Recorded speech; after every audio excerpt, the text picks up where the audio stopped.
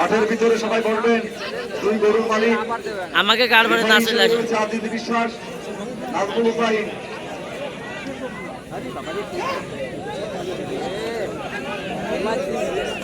কমিটির লোক বলবেন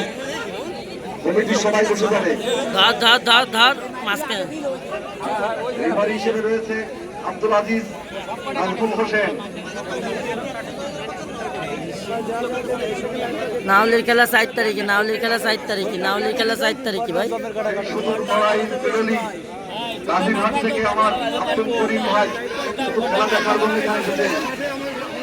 গাজীরহাট পেরোলি থেকে আমার একজন ভদ্র মেহমান অতিথি আব্দুল করিম ভাই এই শুধু খেলা দেখার জন্য আজকের এখানে এসেছেন ধন্যবাদ জানাই তাকে দীর্ঘ সময় ধরে কিন্তু লড়াই ভালো একটা লড়াই আছে মাঠের ভালো মধ্যে লড়াই আছে বসেন